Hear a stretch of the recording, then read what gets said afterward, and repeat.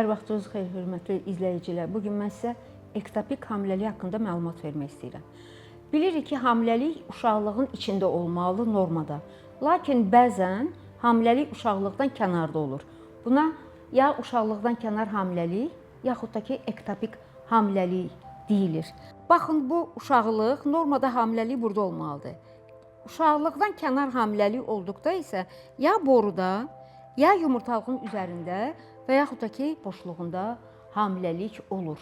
Buna deyirlər ektopik hamiləlik. Qadın hardan bilsin ki, onda ektopik hamiləlik var? Aybaşı bir həftə gecikən kimi mütləq həkimə müraciət etməlidir və həkim uşaqlığın içərisində hamiləliyi görməlidir və bu təsbit olunmalıdır ki, hamiləlik uşaqlığın içindədir. Əgər uşaqlığın içərisində hamiləlik görülməzsə, mütləq beta-HCG deyilən hormon analizi olunur, o qanla götürülür və 2 gündən sonra bir də o təkrarlanır. Normada uşaqlığın içərisində hamiləlik olarsa, amma hələ görünmür. Hamiləliyin nəticəsi 2 gündən sonra 2 dəfədən artıq olmalıdır.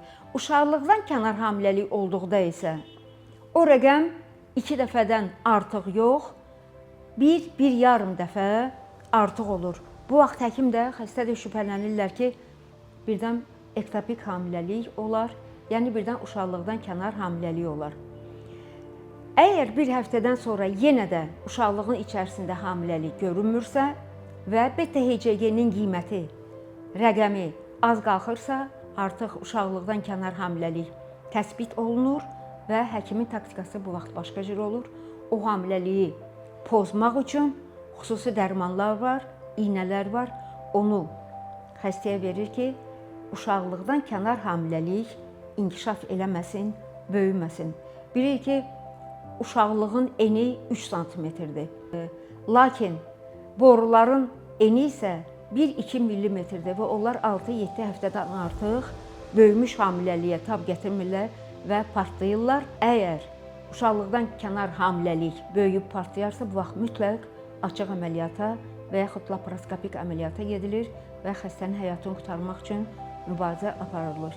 Əziz qadınlar, hamiləliyə şübhə olduqda mütləq həkimə müraciət eləyin, mütləq uşaqlığın daxilində hamiləliyi təsdiqlədin və hamiləliyinizi uğurla başa çatdırın.